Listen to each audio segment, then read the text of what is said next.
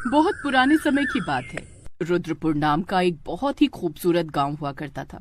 उस गांव में रानी नाम की एक शादीशुदा महिला अपने पति रजनीश के साथ रहती थी। लेकिन हैरान कर देने वाली बात ये थी कि रानी की सास गर्भवती थी और उसे गर्भवती हुए लगभग 8 महीने बीत चुके थे। गांव वाले उसे इसी बात का ताना मारा करते थे। एक रोज जब रानी अपनी सास के साथ अस्पताल से चेकअप करा के वापस आ रही थी तब, ये देखो, इस बुढ़िया को शर्म भी नहीं आती।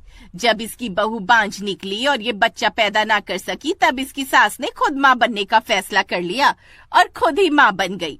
सही कह रही हो चाची, इस बुढ़िया को तो बिल्कुल शर्म नहीं आती। इसका पति तो न जाने कब मर चुका है, फिर भी इस उम्र में पता नहीं किसने इसे गर्भवती बना दिया। तुम लोग अपने काम से काम रखो। किसी दूसरे के ऊपर लांछन लगाने से पहले एक बार सोच लेना चाहिए कि आखिर उसकी क्या मजबूरी रही होगी। मजबूरी कोई भी रही हो, लेकिन इस बुढ़ापे में माँ बनना आपको शोभा नहीं देता जब आपका पति भी जिंदा नहीं है। हमारे गांव वालों पर क्या फर्क पड़ेगा इसका? आज ही प्रधान जी से बोलकर इस औरत को गांव से बेदखल करवा देते हैं हम लोग। सासू माँ घर चलो, इन लोगों के मुंह लगने से कोई फायदा नहीं। रानी अपनी सास को लेकर घर आ गई। रात को जब रानी का पति रजनीश काम से घर लौटा तब उसने अपनी माँ का हालचाल पूछा। क्या बोला डॉक्टर साहिबा ने? हमारा होने वाला बच्चा स्वस्थ तो है ना? चिंता वाली कोई बात नहीं है, अगले महीने ही डिलीवरी हो सकती है, ऐसा डॉक्टर साहिबा ने बोला है।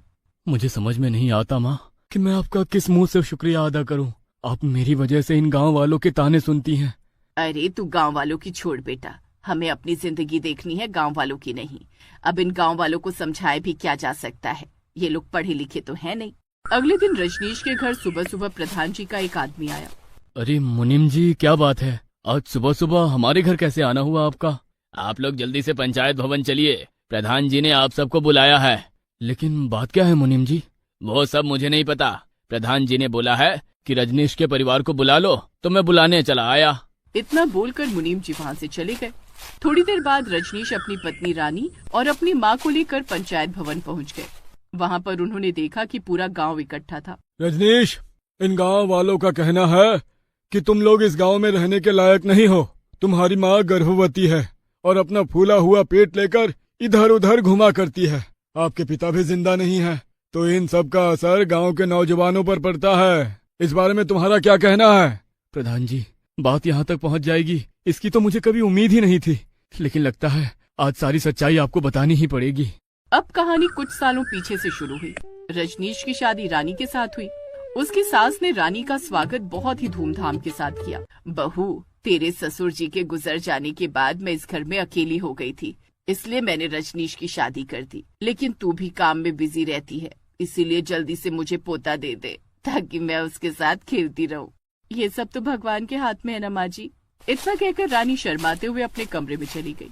ऐसे ही दिन बीतते गए, लेकिन रानी माँ नहीं बन पा रही थी। रजनीश बेटा, शादी के 3 साल बीत चुके हैं, लेकिन तुम लोग मुझे अभी तक पोता नहीं दे पाए।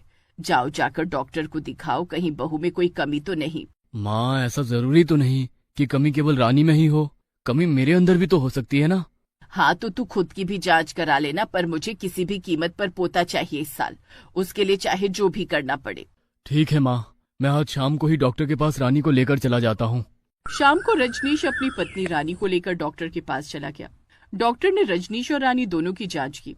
उसके बाद उन्होंने कहा, देखिए, आप दोनों को परेशान होने की कोई जरूरत नहीं है। आप दोनों में ही कोई कमी नहीं है। आप दोनों जल्दी माँ बाप बन जाओगे। हाँ, कुछ नॉर्मल दवाइयाँ दे देता हूँ जिससे थोड़ी हेल्प मिल जाएगी। डॉक्टर ने उन दोनों को दवाइयाँ दे दी और दोनों घर आ गए। घर आने के बाद रजनीश ने ये खुशखबरी अपनी माँ को सुनाई। माँ, चिंता करने की कोई बात नहीं है। डॉक्टर ने बोला है कि हम दोनों के अंदर कोई कमी नहीं है। हम दोनों माँ बाप बन सकते हैं। ठीक है बेटा, मैं इंतजार के अलावा और कर ही क्या सकती हूँ।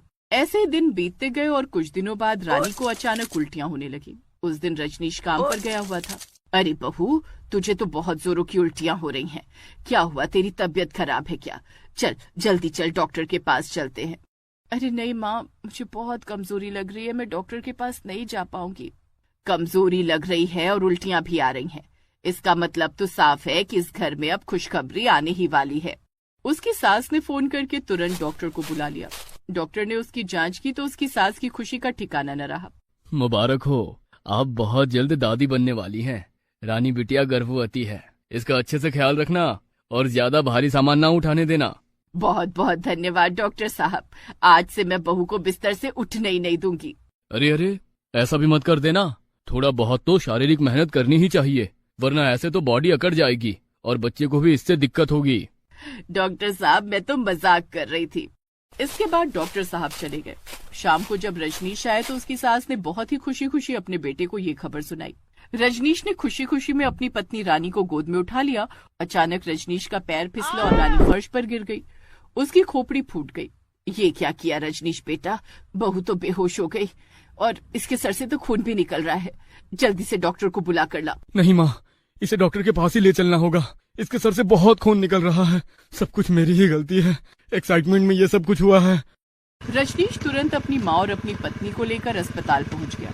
अस्पताल में डॉक्टर ने रानी के सर पर पट्टी बांधी, लेकिन तब तक बहुत सारा खून निकल चुका था। मिस्टर रजनीश, आपकी पत्नी तो ठीक है, लेकिन सर पर चोट लगने की वजह से ये कोमा में जा चुकी है।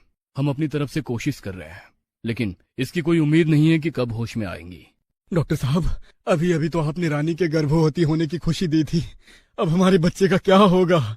इसके तो बस दो ही रास्ते हैं, या तो हमें गर्भपात करना होगा या तो इस बच्चे को किसी दूसरे के गर्भ में पालना होगा। क्या ऐसा हो सकता है डॉक्टर साहब? बिल्कुल हो सकता है मिस्टर रजनीश।